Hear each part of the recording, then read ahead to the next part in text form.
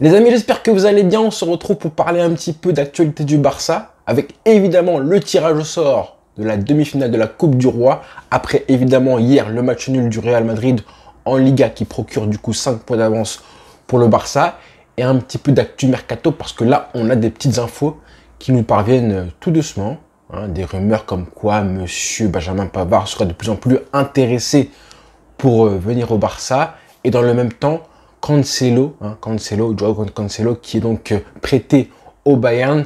Ça devrait se faire dans les prochaines heures, alors que c'était un joueur qui était suivi par le Barça pour rejoindre le Barça l'année prochaine. Il y avait des petites rumeurs, pas non plus des grosses rumeurs, mais je pense que ça cache pas mal de choses. Donc on va en parler.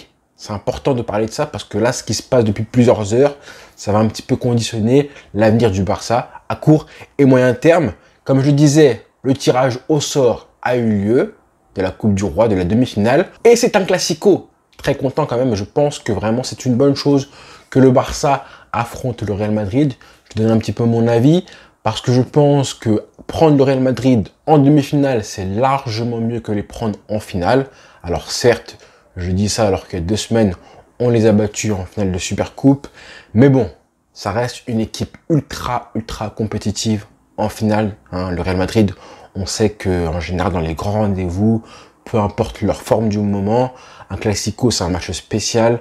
Une finale, c'est un match encore plus spécial.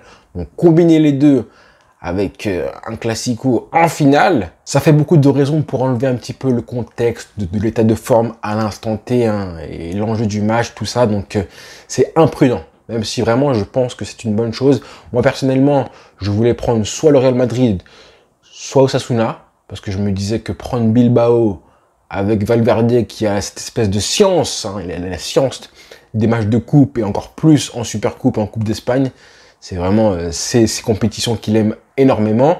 Je me suis dit que là, le prendre lui en demi-finale sur un match aller-retour, c'était pas forcément une bonne idée. Je me rappelle évidemment du match en Supercoupe d'Espagne en 2015 par exemple, et je pense vraiment que ça aurait été très compliqué de battre Bilbao en 2 matchs comme ça pour le Barça. Donc là, ça nous fait un classico. Le Barça se chargera lui-même de sortir le Real Madrid de la Coupe du Roi, puisque les clubs n'ont pas réussi à le faire, que ce soit Villarreal ou les Colchoneros. Comme dit Thierry Henry, tous les clubs européens ont peur du Real Madrid et le Real Madrid a peur du Barça. Du coup, ce sera l'occasion de le montrer encore une fois. À l'instant T, là, pour l'instant, aujourd'hui, en ce 30 janvier, et ça peut changer. Ça peut changer. Je pense que là, le Barça est plus content d'affronter le Real Madrid que l'inverse.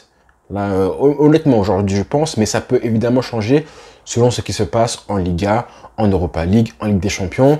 Clairement, si le Barça est éliminé face à United, je pense que la confiance va un petit peu changer de camp. Bref, il y a pas mal de choses qui peuvent se passer. D'ici là, le football, ça va très vite. D'accord?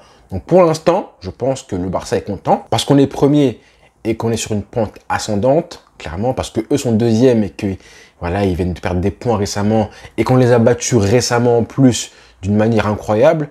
Donc pour l'instant, la dynamique est positive pour le Barça, mais ça peut changer. Donc calmons-nous parce que la saison est encore très longue. On en est seulement à la 18e journée. Il y a encore 20 matchs de Liga. On n'en est même pas encore à la mi-saison pour l'instant. Je pense que la Coupe du Monde qui a faussé le calendrier a un petit peu faussé aussi dans l'esprit des gens que le fait que oui, on est certes en janvier, on est maintenant presque en février. Et quand tu es en février, en général, tu as 5 points d'avance, t'es bien. Mais là, du coup, avec le calendrier complètement modifié par la Coupe du Monde, c'est un petit peu comme si on était, je sais pas moi, on va dire fin décembre, avec 5 points d'avance. C'est un petit peu comme ça qu'on est aujourd'hui. Donc la perception des choses, elle n'est pas du tout pareille. Il y a encore énormément de matchs, rien que ce mois-ci, au mois de février. Je vous mets un petit peu le programme des matchs. Vous allez voir un Real Betis, le FC Séville, Villarreal, United, Cadiz. Le retour en déplacement en Angleterre face aux Red Devils, Almeria, et pour finir le mois du coup, le Classico qui aura lieu du coup le 1er mars prochain. Mais vous voyez que ça fait 8 matchs en 28-29 jours, c'est énorme. 8 matchs en 28 jours, d'accord, parce qu'en février, il y a 28 jours, je vous rappelle. Et comme match accessible, j'ai envie de dire, pas comme gros match, il y a seulement ce rendez-vous à Cadiz à domicile et le déplacement à Almeria juste avant le Classico. Donc ça va être un calendrier dantesque. On va se régaler, nous les fans du Barça, mais ça va être la folie. Et en plus, on finit le mois, évidemment, par ce Classico aller en Coupe du Roi, qui aura lieu du coup au Santiago Bernabéu. C'est une très bonne chose que le match aller se déroule chez eux. Ça pourrait nous permettre, nous, d'arriver avec un petit peu moins de pression du résultat, parce que tu joues pas devant ton public. Et c'est un avantage, évidemment, parce que tu reçois au match retour. Le match aller aura lieu le 1er ou 2 mars au Santiago Bernabéu et le match retour aura lieu du coup entre le 4 et le 6 avril au Camp Nou, donc un mois plus tard. Sachant qu'au milieu, le 19 mars, il y aura le match de Liga, le match retour de Liga, le Classico, évidemment, au Camp Nou le 19 mars prochain. Donc on aura du coup 3 Classicos en un mois. D'accord, forcément, ça fait un petit peu penser à ce qui s'était passé en 2011 avec les 4 Classicos en un mois. Et on sait l'importance psychologique que ça peut avoir sur une saison, ce genre de match-là. On l'avait déjà vu en 2011. Attention un petit peu, hein, parce qu'en 2011, on oublie un petit peu que le fait que, oui, certes, il y avait 4 Classicos, mais le Barça avait gagné seulement un des 4 matchs, certes le plus important. On avait gagné la demi-finale. Hein, c'est un bon signe, j'ai envie de dire, parce qu'à l'époque, la demi-finale, on l'avait gagné sur les 2 matchs. La finale, on l'avait perdu par contre. C'est aussi un match important, mais qu'on avait perdu. Donc, soyez sûr que l'impact psychologique qu'il y aura à l'issue de ces rencontres sera forcément à prendre et significatif pour la fin de la saison. À noter aussi que si on se fait éliminer par United avant ça en Europa League, lors des barrages en février, le Classico pourrait être avancé au 8 mars, en gros, du coup, une semaine après le match aller. Et ça, quand même, je pense que ça pourrait changer pas mal de choses, mais bon, j'ai pas envie d'y penser parce que pour moi, il faut se qualifier face à United. Quoi qu'il arrive, hein, ça va être dur pour le Barça, ça va être très compliqué pour le calendrier, mais aussi pour eux, hein, aussi pour le Real Madrid, qui va avoir un calendrier dantesque avec Liverpool le 21 février. 5 jours après, ils reçoivent l'Atlético Madrid en Liga pour un derby madrilène qui peut aussi laisser des plumes en jeu. Et encore 5 jours après, ils affrontent du coup le Barça, sachant qu'avant ça, ils auront été à la Coupe du Monde des clubs. Donc pour eux aussi, ça va être compliqué. Hein. Et en les jouant, on a clairement leur destin à eux aussi entre les mains. On peut clairement leur mettre la tête sous l'eau pour une bonne partie de la saison. Ce serait l'idéal, évidemment. Donc voilà, sans manquer de respect au Real Madrid, hein, assez content de les affronter en Coupe du Roi. Si on avait affronté Osasuna ou Bilbao, du coup, le match aurait été dans 2 semaines, dans 10 jours, pardon. Mais comme le Real se déplace en Coupe du Monde des clubs, on les affronte en mars, ce qui nous permettra, nous, d'espérer voir Ousmane Dembélé de retour pour le Classico au match aller. C'est ce qu'a dit monsieur Ravi Miguel, le journaliste du quotidien AS. Ce serait cool, ce serait inespéré. Après sa blessure qui va du coup le tenir éloigné des terrains pendant à peu près un mois. Donc clairement pas mal de positifs. Ce serait génial d'avoir Dembélé pour le Classico. Ensuite, je voulais parler un petit peu du mercato comme je vous l'ai dit, à savoir de monsieur Benjamin Pavard qui a été encore une fois annoncé en négociation, en pourparlers avec le club pour un éventuel transfert l'été prochain au Barça libre. Il viendrait libre au Barça l'été prochain. J'ai envie de dire, écoutez, si je donne mon avis pour l'instant, à l'instant T, hein, je pense que c'est un mauvais choix. Un mauvais choix parce que je pense que le Barça a 2 dossiers prioritaires, comme je vous l'ai dit en vidéo récemment, à savoir un ailier gauche et un latéral droit. Je pense vraiment que c'est les 2 dossiers où le Barça se doit d'investir vraiment sur un joueur confirmé et un joueur jeune. J'ai du mal à concevoir qu'on peut se permettre de prendre un joueur gratuit ou en perte de vitesse parce qu'on n'a pas les finances pour ça. Ces postes-là méritent qu'on prenne des risques financiers. Donc ce genre de dossier, ça se prépare à l'avance, des mois à l'avance, en amont, clairement.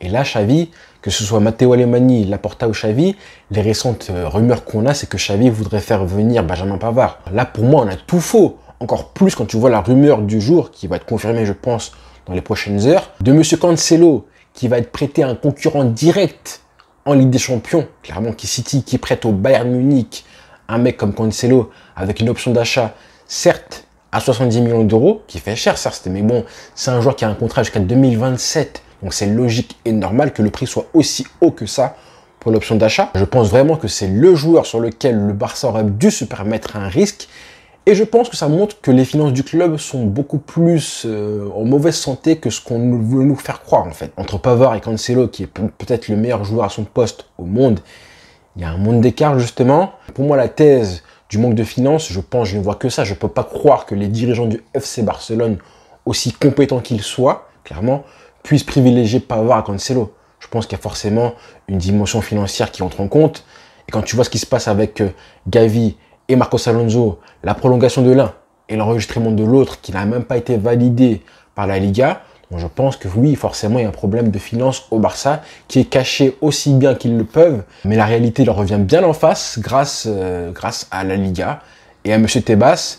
Donc ça me dérange, surtout que je vois que le Barça a, je pense, d'autres pistes, d'autres choix, et quand on voit ce que font les équipes, on a eu hier, par exemple, la rumeur comme quoi Monsieur Arnaud Martinez aurait dit oui à l'Atlético Madrid. Déjà, ça me fait de la peine pour le joueur qui va être, alors qu'on l'a vu jouer là ce week-end avec Girona, c'est un Catalan qui en plus a été formé au club.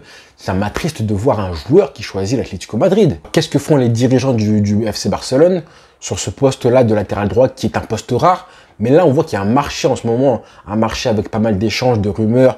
On a eu Pedro Porro qui va être normalement acheté par Tottenham. Il y a pas mal de choses qui se passent dans les coulisses. Et on voit pas le Barça actif sur des bons joueurs intéressants, pas du tout. Les rumeurs qu'on a, c'est Benjamin Pavard et Juan Foyth, qui sont pas forcément des latéraux purs. Pour moi, c'est plus des défenseurs centraux qu'on met un petit peu côté droit. Clairement, ils n'auront pas le bagage technique pour aller un petit peu aider Ousmane Dembélé. Pavard, pour moi, il a presque le même profil que Jules Koundé. Le même profil avec pas mal de qualités en moins.